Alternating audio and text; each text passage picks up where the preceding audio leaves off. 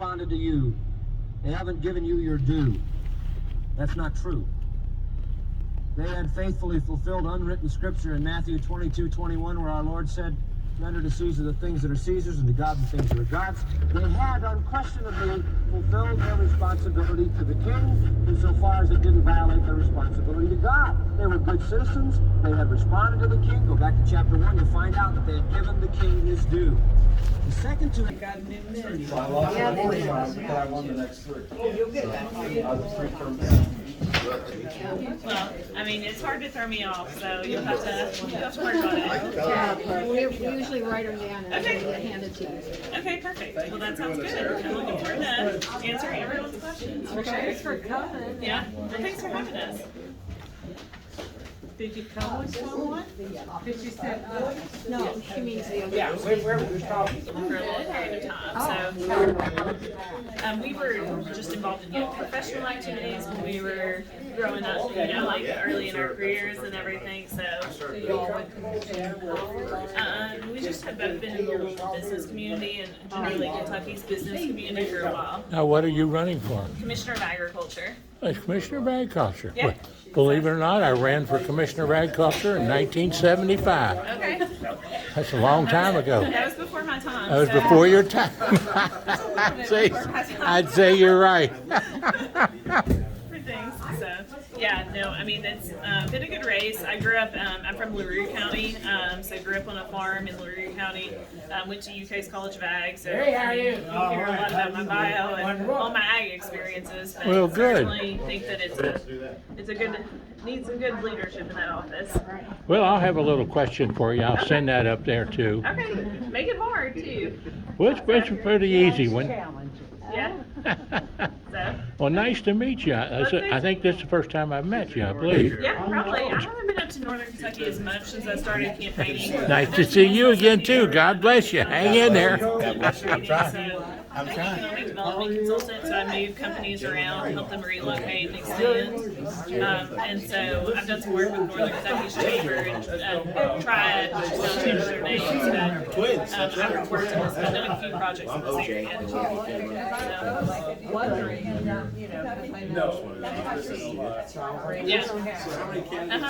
I wonder, well, if you have a full-time job. Yeah.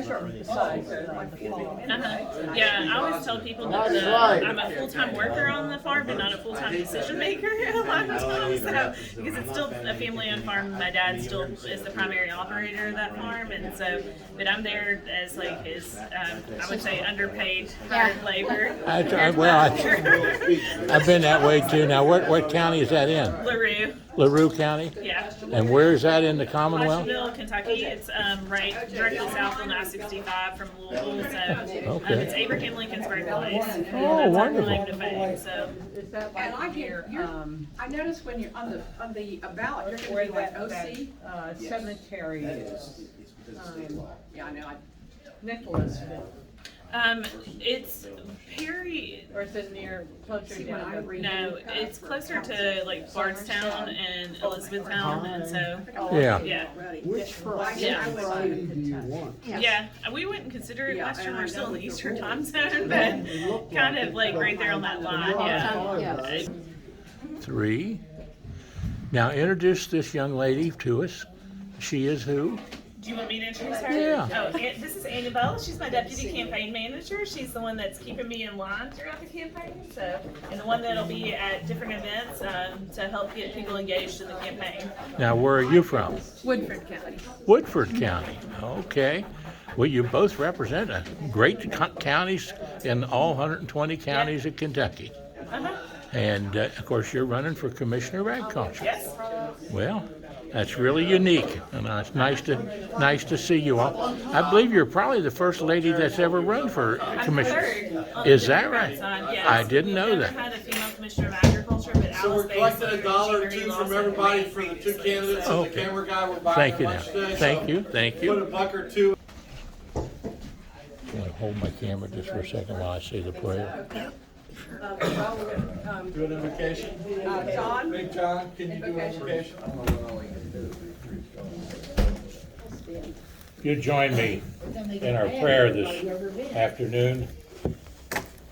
Our Father, in heaven, we come to you for power and for knowledge, and ask that you help us enlighten our citizens to godly principles through each of these candidates that have come to solicit our support and votes, exercising one of the most important rights that you've given us, Lord, in our Constitution, the right to elect our representatives. It is a very important right. Watch over all the sick and afflicted. Watch over all of our cities. Protect them against those who would do harm. And take our rights for granted. Thank you for the Optimist Club and the members of the Optimist Club, and for the candidates that are here today. Be in their hearts and their minds, and let us share the greatest gift that you gave us, the gift of love. In Jesus' name we do ask it. Amen. Amen.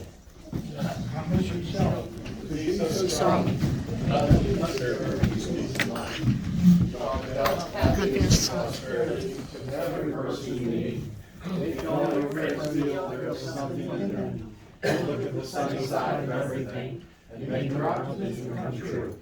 To think only the best, to work only for the best, to expect only the best.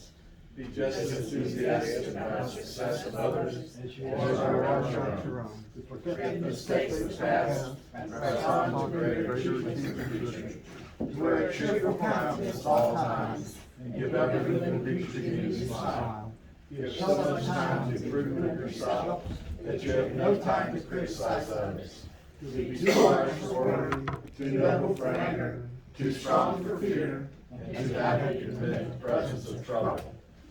I pledge allegiance to the flag of the United States of America and to the republic for which it stands, one nation, under God, indivisible, with liberty and justice for all.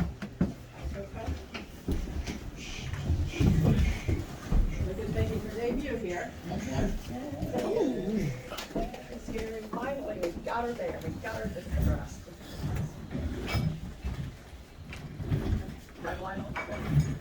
Welcome, my Optimist friends. I'm Coco James. I'm the second vice president of the Optimist Club of Covington. We meet every Wednesday, 12 noon at Pee Wee's Place, 2325 Anderson Road, Crescent Springs. For our TVNK viewers, today is April 19th, 2023. Today's presentation is videoed and rebroadcasted on Spectrum Channel 203, Cincinnati Bell, now Alta Fiber, Channel 815, Thursday at 8 p.m. Rebroadcast on TVNK, telecommunications broadcast of Northern Kentucky. Stay connected with TVNK to go on demand, TVNK Facebook and Optimist Facebook. Jason Judas, our program director, editor, and camera, makes our rebroadcast of Optimist programs possible.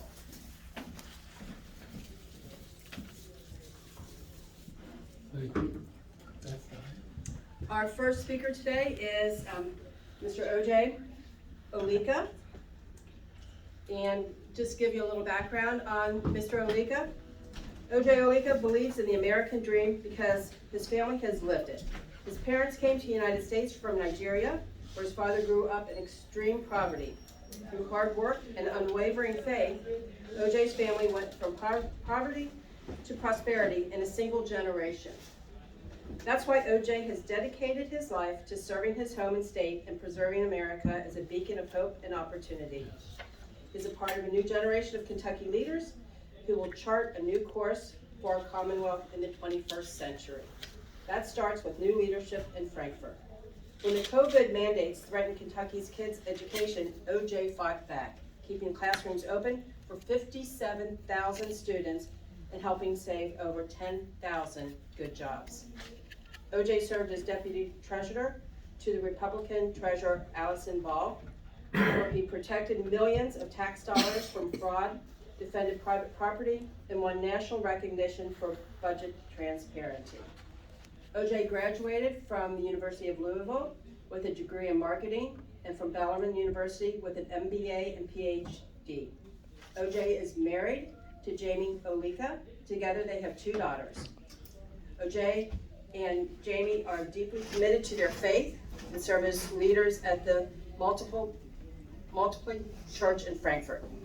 OJ has received the endorsement of the state Kentucky Right to Life, as well as the current treasurer, Allison Ball. Let's give a warm welcome to OJ.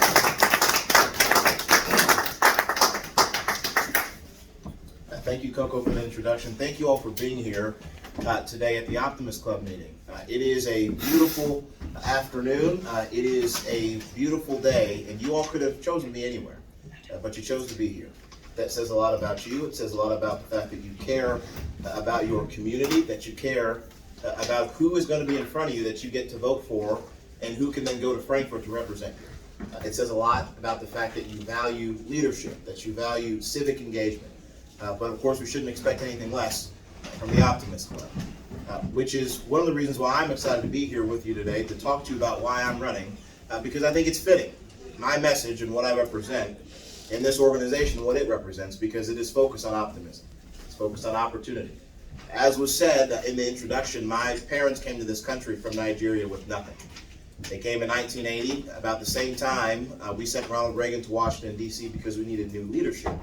My parents came to this country because they needed new opportunity. It was here that they found it. They worked hard and played by the rules, and my dad worked his way through college to become a college professor, and my mother did the same thing to become a labor and delivery nurse. So growing up in our household, the idea of being pro-life was always important to us, because my mother would share the stories of the little babies that she'd bring into the world, which is why I was honored to receive the endorsement of the Kentucky Right to Life, because they recognize how important that issue is to Kentuckians, how important it is to me, and they wanted to make sure that you all knew as voters who they were supporting in this campaign. So you've got my dad, a professor, and my mother, a nurse. It was that middle class life that allowed them to buy a house in Frankfort, where I grew up, and they put me and my sisters through college. And I had the chance to go to the University of Louisville, study marketing and political science, ended up being student body president there, which was a lot of fun. I had the chance to go to Bellarmine University and get my MBA and PhD. And now my wife and I live in Frankfort with our 2 little girls. And as was said, my family went from poverty to prosperity in a single generation. It is the American dream. It is a uniquely American story, but it is not a story that is unique in America. Every single one of you can either point to your own lives or point to the lives of people that you know who have had some similar story. People who worked hard, people who valued faith, merit, family, and they did whatever they could to put food on their family's table and to be successful. Those are the values that are incredibly important in this country, and those are the values that I want to protect, defend, preserve, and also promote as your next state treasurer. And I can do it because I worked in the office as the deputy treasurer under Republican Allison Ball, where we protected your taxpayer dollars against waste and fraud and abuse. We opened up the state budget to make it more transparent. We improved financial literacy so high school kids could have a clear plan after they graduated high school, which is why I was honored to receive her endorsement in this campaign as well, because she recognizes the importance of the job, the know-how that it takes to do it, and she wanted to make sure that every voter knew who she was supporting in the effort as well. But it's not just the treasurer's office, not just in government where I've gotten good experience fighting for our values and principles. Outside of government, I fought for them as well. As was mentioned, I ran a private higher education association where our sole focus, once the pandemic started, was to make sure that our colleges and universities could stay open, those that are private. That includes Thomas More, which of course is around this way in Northern Kentucky. We did our job to keep all 18 private colleges and universities open, saving 10,000 good Kentucky jobs, which create nearly $1 billion of economic activity across the state. And we kept 57,000 students in classrooms where they belong. We've now seen it, and the numbers have proven it. I'm a former teacher. I've got a doctorate in education. One of the worst policy decisions that we saw was keeping our kids out of school. 30 years of learning loss compared to where things have been, but not in our private colleges and universities. Our kids got to stay in college there because of the work that we did. Now, you didn't hear me shout about it then. It's not something that I think is important to showboat about it now, but because of what I believe, because I think that kids should have the opportunity to go to school, people should have the opportunity to work in a safe environment. We were able to keep people where they ought to be, which was in school and working, and that is something that I want to bring to the treasurer's office. When I ran this nonprofit, it was statewide. We cut our budget, we increased our revenues, all without raising dues by a single penny. This is the kind of leadership that we need in Frankfort. People who have fought for our values outside of government and defended taxpayer dollars inside of government. I am the one candidate running for state treasurer that can say that openly, authentically. Now, I have never run for office before. I have gotten experience in the treasurer's office, and I'm the only candidate running that can say those two things as well. Because for me, this is a campaign not on grievance, but on gratitude. This country and this Commonwealth have given my family everything. Everything. My parents could have chosen to go anywhere, but there's no Brazilian dream, there's no Indian dream, there's no French dream. There is the American dream. And that is what brought my parents here, because of the opportunity for freedom and for liberty. And that is why I'm running for this office. So I can make sure that every Kentucky family has the same opportunity that I had, so that every Kentucky family has a chance to fight for the American dream for their kids like my parents fought for me. And you have my word that if you make me state treasurer, I will fight for you to achieve that dream. I will fight for your kids and your grandkids, because what I want to make sure is that every single person has the opportunity to fulfill their God-given potential. Because to me, this is just what I believe, and I think there's an opportunity there.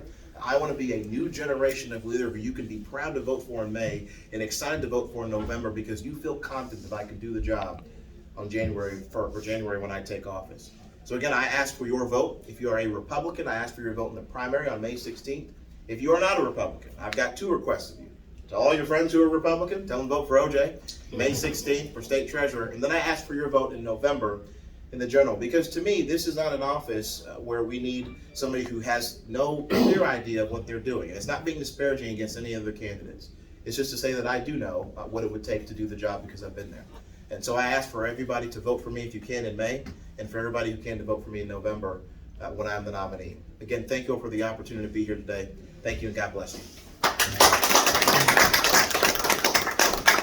Do we need to take questions? We're going to take a short break. Short break. Thank you. We'll take a short break and then we'll come back. Great, thank you.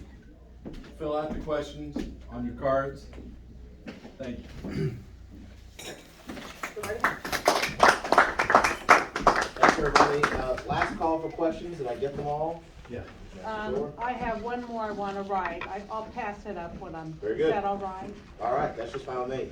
Okay, I am pleased. A lot of these questions are education related.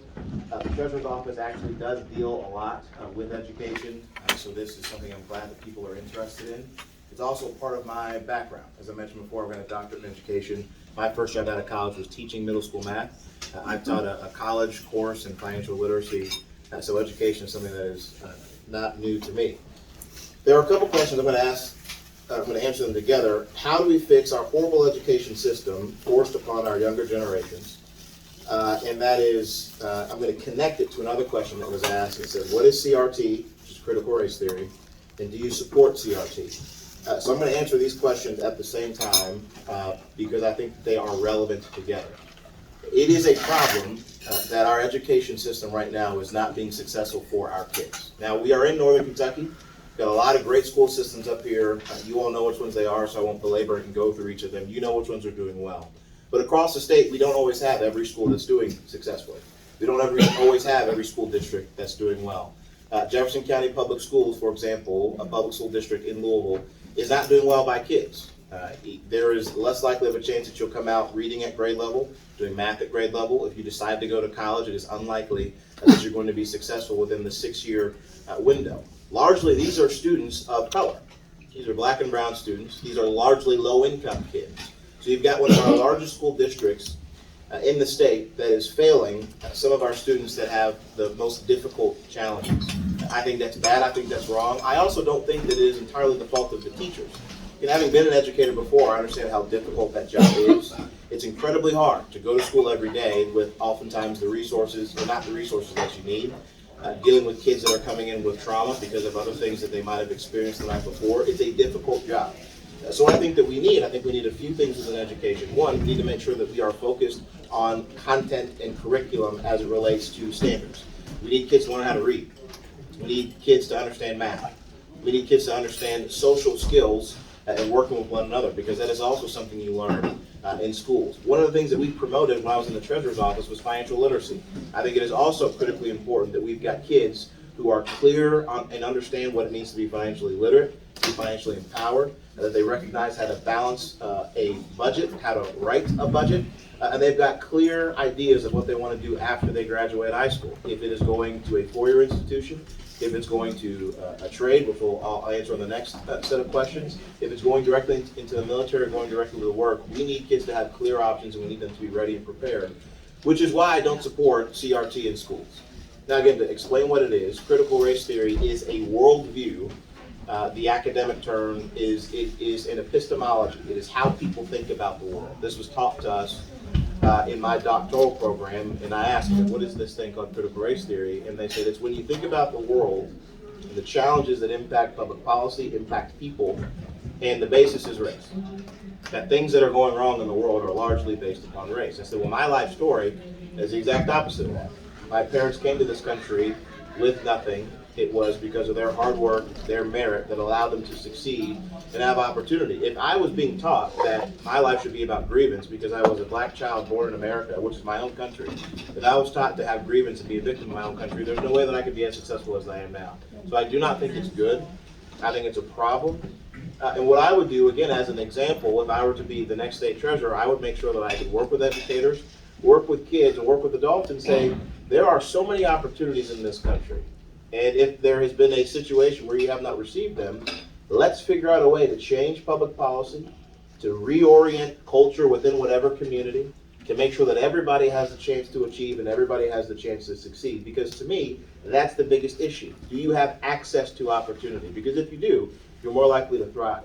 So that's what I would work on in terms of education specifically, making sure that our kids are learning what they ought to learn. Again, the treasurer can't do a ton with this, so I don't want to overpromise something that the office can't directly deal with, but because of my unique background, I can speak to it as a leader, as somebody who could be involved in policy conversations, but also shifting the culture. The next question as it relates to education, do you support project-based learning and work-based learning for high school students? Absolutely. Again, as somebody who was taught, my wife was a high school teacher and a middle school principal, we talked a lot about different learning styles for kids. Not everybody benefits from a lecture. Some of you might be rolling your eyes back in your head or glazing back now because you don't like the idea of a lecture format. You'd rather have pictures up here. You'd rather have some problem-solving technique where you're able to work with your hands. We need to make sure that we're offering those opportunities for kids because, again, just because somebody doesn't learn a particular style doesn't mean that they don't have the capability to be successful.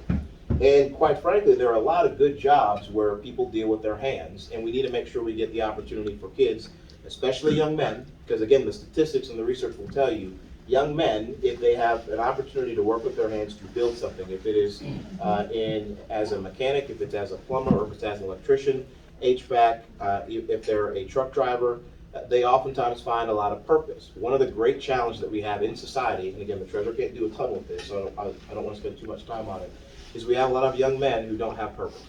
And what I would like to do, again, as somebody who is 35 years old with a wife and 2 children, I want to offer an example to say if you've got a purpose, if you're able to build a family, my faith is very, very important to me. That's going to be part of the question I answer last. But I want to make sure that young men have an example, somebody who they can look to as a guide of how they can style their own life, the same way that I did after my own father. Again, I told you how they came here, but when he was in Nigeria, he lost his father when he was 4 years old. He gave his life to Christ when he was 12. He had to navigate how he could figure out life. And he ended up being an amazing husband to my mother, an amazing father to me and my sisters. And now he is an amazing member of heaven because he went to go be with the Lord in 2016. But that's the kind of thing I want to offer to young folks is that there are different ways that they can succeed. That starts by making sure that we do encourage project-based learning and work-based learning for high school students. Another question that I got was, do you support ESG? And ESG stands for Environmental Social Governance. Again, for those who are not familiar with it, ESG is something that corporations and governments are using within investments as a set of policies and tools, typically to push a progressive or left-leaning view of the world. Now, the E is for environmental, and this is where this shows up most in Kentucky, where the idea is that you can't do business with fossil fuels, with coal, with natural gas because they're bad for the environment. So you've got a set of people who want to prioritize climate change and the belief in climate issues over the results of pensions for pensioners. It is politics over profit. To me, this is something that's wrong. I do not support it. The treasurer can fight on this specifically. There are a couple bills that were passed by the legislature that give the treasurer the authority to make a list of financial institutions that have decided that they don't want to do business with coal companies. Treasurer Ball has done an excellent job of making that list. One of the first things I do is continue that list and expand it. Because in my opinion, if you won't do business with Kentucky, coal of course is a signature industry, then we just won't do business with you. Our purpose is to make sure that our pensioners have their returns at their best. And for me, this is a personal matter. I just mentioned my father who passed away. I mentioned before he was a college professor, worked his way through college to do it. He was a professor at Kentucky State University, a public institution. He was a public pensioner. And when he passed, my mother, the greatest grandma in the world, only rivaled by Mimi, my wife's mother, she became the primary beneficiary. I shudder to think, because my father died of a stroke. This was not something we expected. Nobody knew it was going to happen. I shudder to think that if this type of policy promoting ESG, where the returns are worse, if this were to happen, my father passed away and his pension was worse, where would my mother be? How would she be in terms of being able to provide for herself, live in a house close to us down the street, so when we are in a pinch, she could come over and take care of our girls? There are so many different people, parents, grandparents, who are in that same boat. So what I will do is fight against ESG. I will fight for pensioners, people like my late father and the beneficiaries like my mother, to make sure that everybody has the best possible return that they can get. The treasurer can do this directly, as I mentioned, because it is something that the office is required to do based on statute that was passed by the legislature, but also because the treasurer sits on the Teachers Retirement System Board. So that's a commitment that I've got, again, as somebody who's been an educator, somebody who is married to a woman who's an educator, and the son of an educator. This is incredibly important to me. And again, you've got my word because of my experience in the office that I know how to do it, and I'll do it well for everybody. One more question. One more question. Okay. Last question. Are you ready? Ready for Jesus? Of course, you all know apparently this question gets asked regularly. The answer is yes. I was in Acts 1 and 2 this morning. Our job as believers, and I'm a believer in Jesus Christ, is to be a witness for the Lord. You will never hear me say anything negative about my opponents because my wife and I are leaders in our church, Frankfort, Multiply. If you're ever in Frankfort, we're welcome to come on by. We're in the movie theater. We're a church plant. We don't have our own building yet. But we're leaders there. We lead a small group. My wife is on the worship team. To me, every opportunity I get is so that people, when they meet me, can see something positive. And they can ask the question, what makes this guy different? And it's because I know Jesus. And I would encourage you, if you don't know him, get to know him.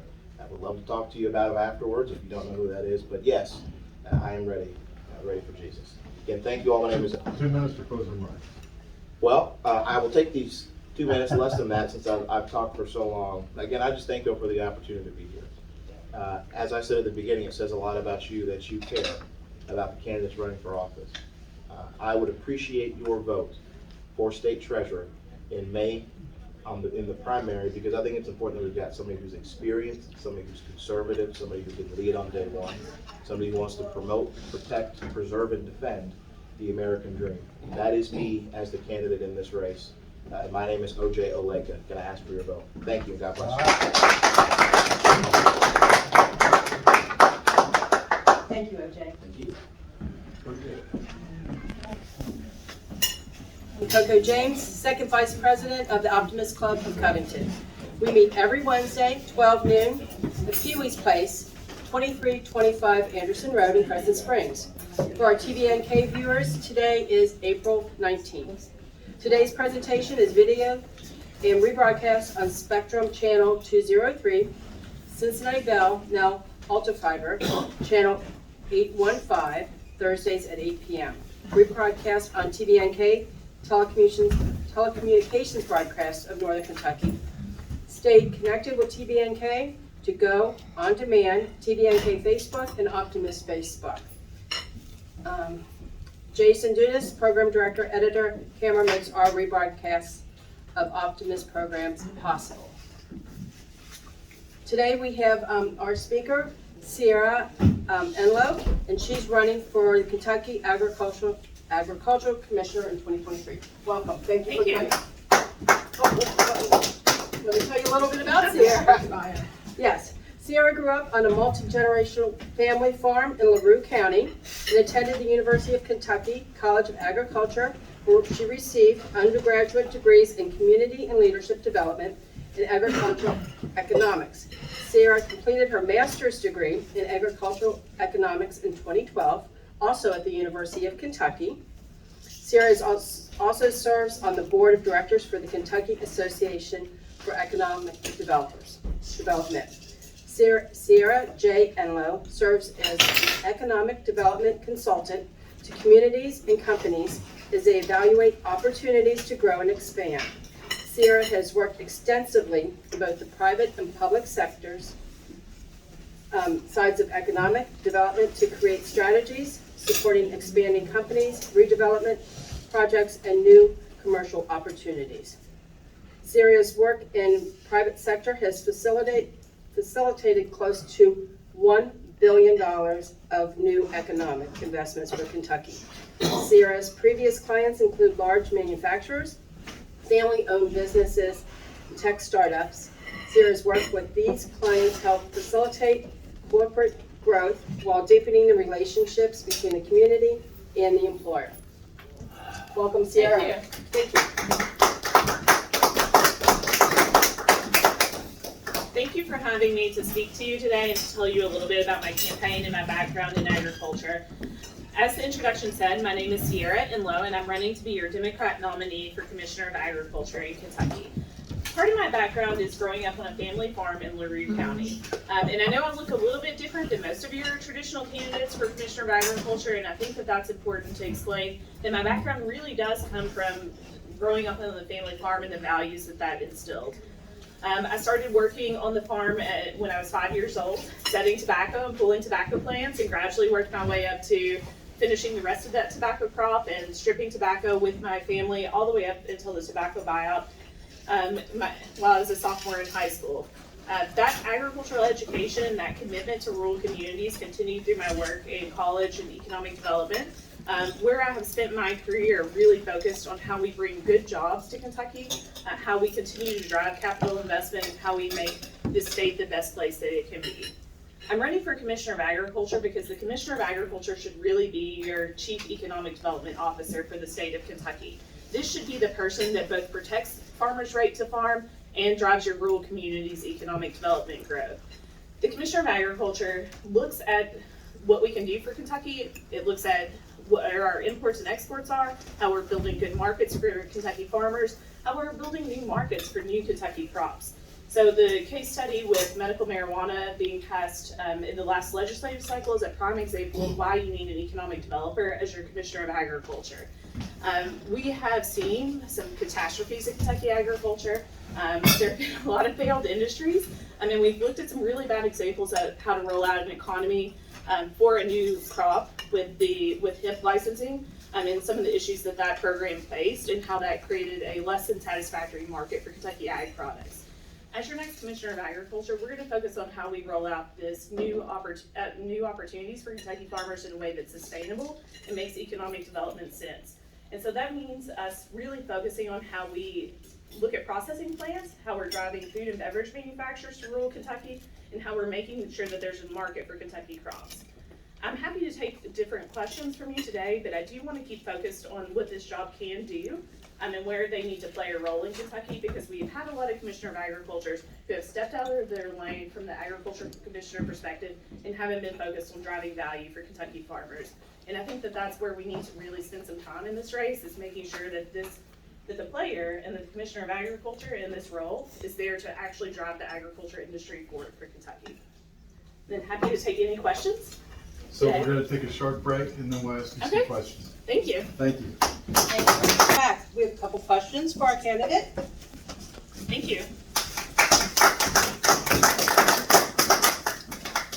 So we have some tough questions today, but thank you everyone for submitting questions. The first round of questions are going to start with, do you support project-based learning and work-based learning for high school students, which is what I want to stay focused on, and group the following two education questions, which are, how do we fix our education system that's forced upon younger generations, and then what is critical race theory, and do you support it, into that question. The Commissioner of Agriculture has a very specific lane that they can actually influence and drive change in. As Commissioner of Agriculture and as a candidate for Commissioner of Agriculture, I will continue to support public school systems and vocational education within that public school system. Kentucky has a great presence in our high school programs with our FFA program, and this is really how the National FFA Foundation, this is how we drive agriculture education across the state. It's a great example of an in-classroom and out-of-classroom education system. Every FFA student who participates as part of this program has to have what's called a supervised agricultural experience outside of the classroom, which is where, I learned a lot of my business skills and learning how to create good business plans, how to raise capital for my operation, and how to market that operation is through those public school educational programs and that vocational school education. I think we need to continue that. I think we need to promote vocational education within our public school system. I think it's really important, particularly as we're bringing manufacturing entities to Kentucky and we're growing our economy, that we have this type of robust educational system that's vocational in nature that everyone has access to.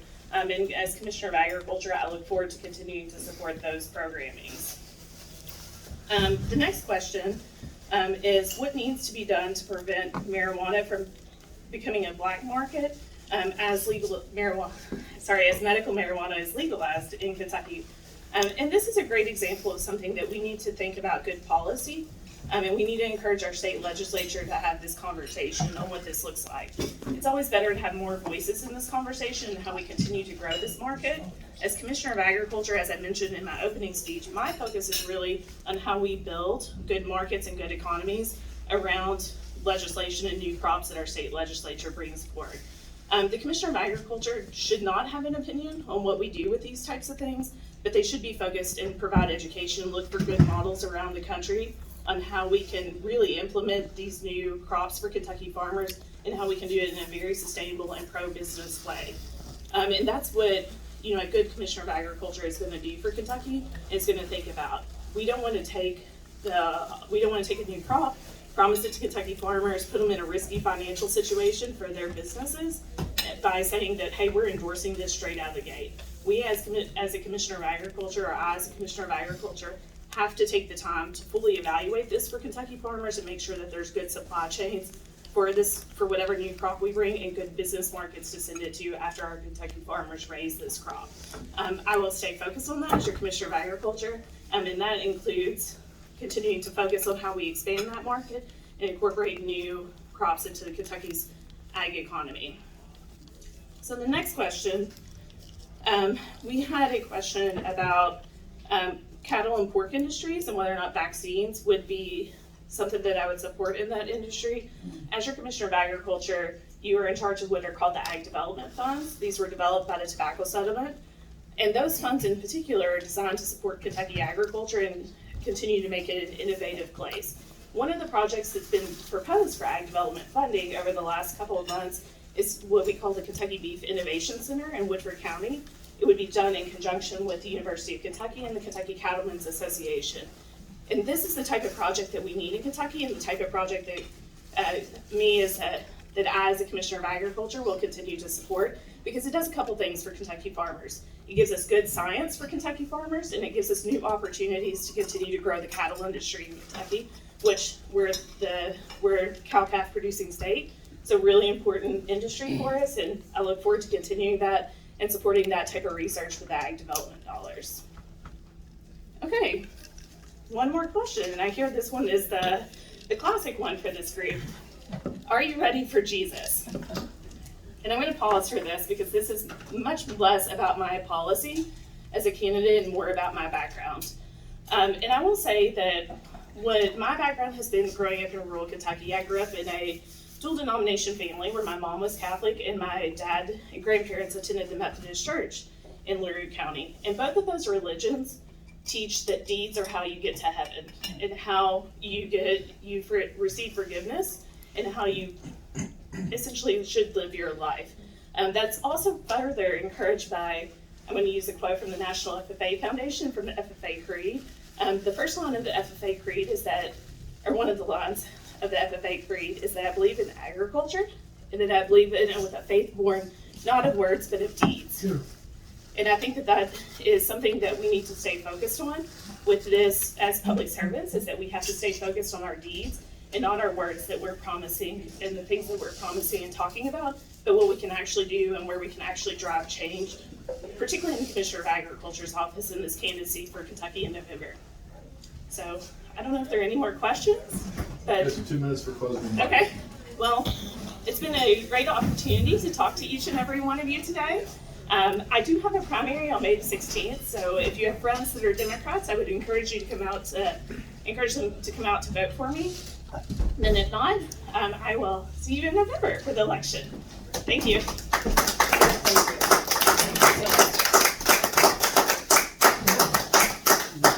Extra time. Picture time. Come up with this next one. Next. We'll take pictures of it. Okay. Don't do that. One more. All right. Okay, just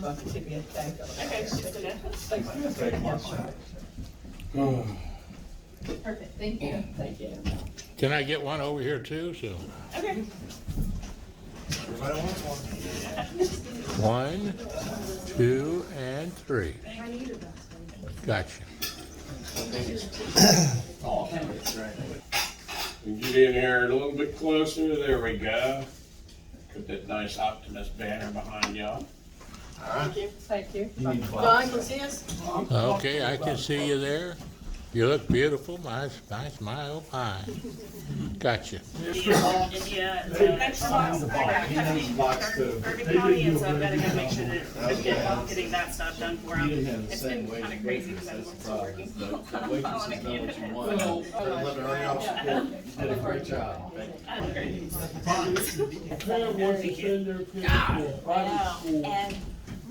Oh, really? Yeah. Well, it helps me come back and get back to work. Right. Well, now, what's your name now? My name is Eric. Who's that? Eric? Eric? Yes. Eric John Stephenson. All right, nice to meet you. Nice to meet you. All right. And you can tell Jason I said hello. Okay, And remind him that I had the very first show on public access Okay. in 1982 Oh, wow. called Home Weatherization. What was it called? Called Home Weatherization, how to weatherize your home. Okay. And that was the very first show shown on what was then Store Cable Gotcha. public access. Okay. All right.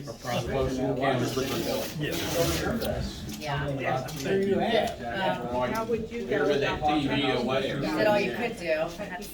Well, the obvious ones could support whomever they want to, but what I want to do is make sure that people can see somebody who shares their values, Good, a good job. firm on the issue, Answering questions. and also be positive. And also a good No one called me and said, oh, you signed me up and did it for others. But at the end of the day, the reason I left Now, this is wasn't my company. regarding Frankfort was gonna change internally, government. Yeah. and I could only On your do website, what they allowed me to do. And you're on the so, board of working with small business owners and understanding the changes and what they want, especially with home. There were things that I didn't feel we could do a good job of. House State to be